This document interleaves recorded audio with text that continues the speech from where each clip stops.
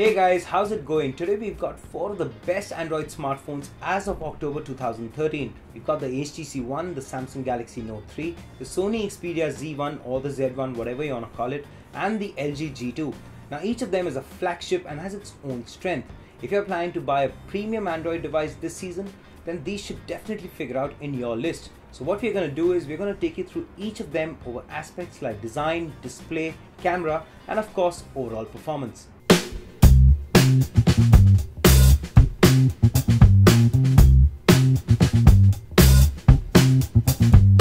In terms of build and design, options have gone beyond plastic.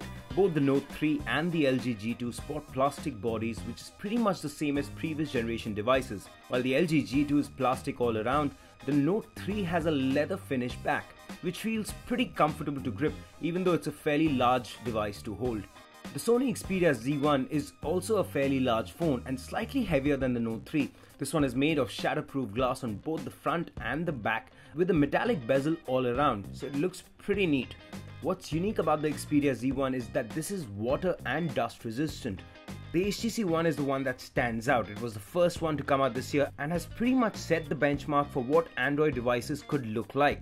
It's got a unibody aluminium construction, which means that the outer shell is one single piece of metal. It's sleek as hell and it feels really good to hold in the hand, a good size for normal hands, and it's got that premium feel to it, similar to the Sony Xperia Z1 or probably even better. It's a matter of personal preference.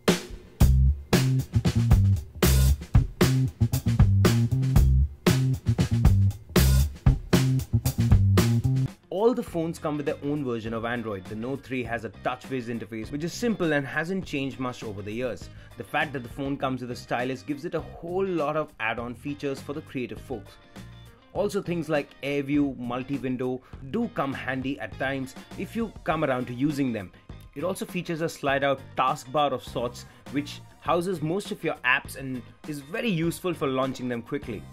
Similarly, the G2 has also a lot of add-ons thrown in and loads of customization options. There are some handy gestures at play like double tapping that can unlock the screen, or when tapping a blank area you could lock the device again. Considering that the G2 has no buttons on the side except the power button at the back and the volume keys, which I must point out I got really used to, and I think that it's pretty much a design marvel. It's one of the most natural places for the power button and it's a matter of time before you get used to it. The HTC One is on the other end of the spectrum. It's sober and subtle. Unlock the screen and you're greeted with Blink Feed, a custom user interface that brings in all your social feeds in a scrollable manner. Latest updates from Twitter or Facebook, and you can slide to the right and you're back to the Android home screen. The app section is also not as cluttered as you will find on other Android phones, with lesser icons in the app grid. I would say that it's the most pleasing interface of the lot, but that's a personal preference. The Xperia Z1 is pretty much minimalistic with no real gimmicky overlays. In fact, it's one of the most understated Android versions on a phone. Seems that Sony concentrated all their efforts on the hardware front, but that doesn't make it a less capable phone.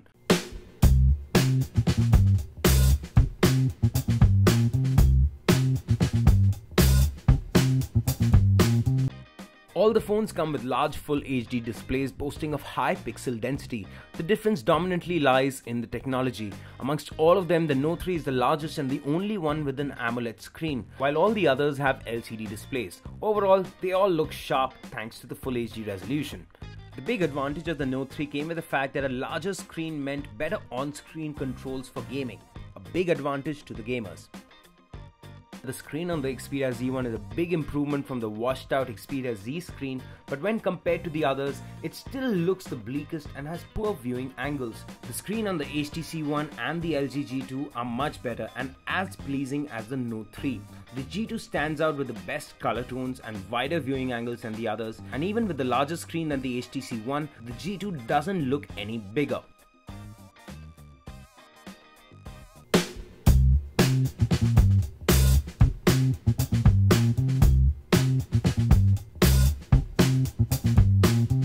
A regular user won't notice much of a difference in performance across these devices if you don't pay attention to the benchmarks, or to the fact that I'm playing Plants vs Zombies on the HTC One.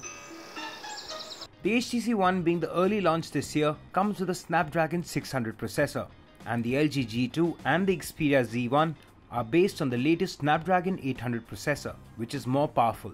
All three are quad-core devices with 2 GB of RAM. It's the Note 3 that stands out on the specs front. The one that I have is an octa-core processor and has 3 GB of RAM, the highest we have seen on a smartphone. The only advantage I see on the Note 3 is that it's more future-proof than the rest. Another thing that I want to highlight here is the sound quality of the speakers. Unfortunately, the only one that stands out from the pack is the HTC One. Had it not got the front-firing stereo speakers, we probably wouldn't have compared sound quality amongst these phones. The dual speakers on the front of the HTC One produce crisp and louder sound than any of the others. The other three phones have speakers at the base of the device, which if held in landscape mode while watching a movie or while gaming, could get blocked by a grip and eventually muffle the sound. It's not a big drawback, but the HTC One clearly has an edge.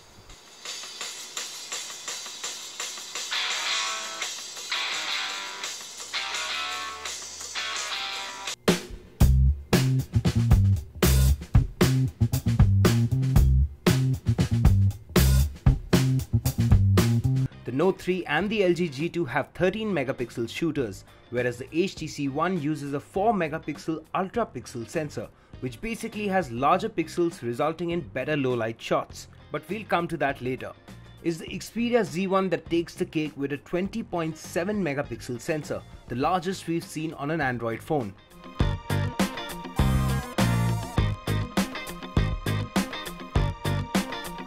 All the cameras perform well under good lighting conditions, although it's the Note 3 and the G2 that had better macro shots than the others.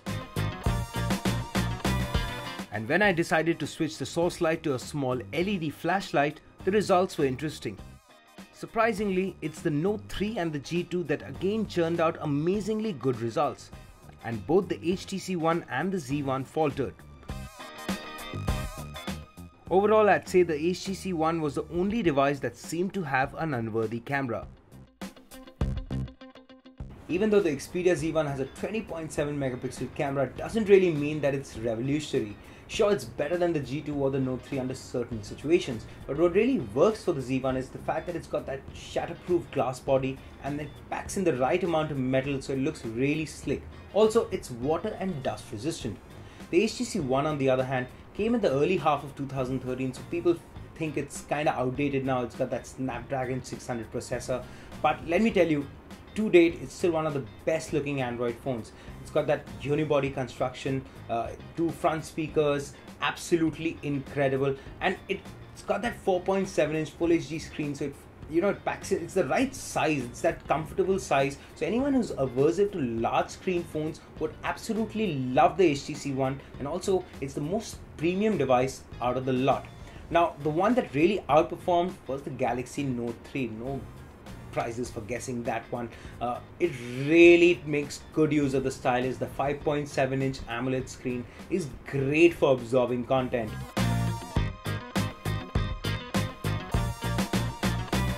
Which brings us to the LG G2. Now, according to me, that's the best overall performer out of the lot, and that's because it mimics the Note 3's performance in a smaller form factor.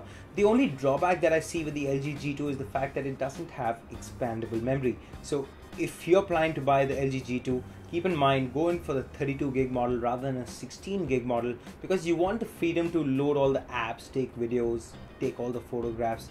I mean, that's why we buy smartphones in the first place.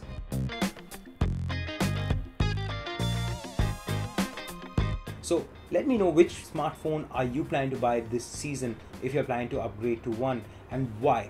What do you think of this video? If you have any questions about any of these devices, feel free to ask in the comment section below. And if you like this video, share it with a friend, or like it, or even better, subscribe to my channel. Thank you for watching.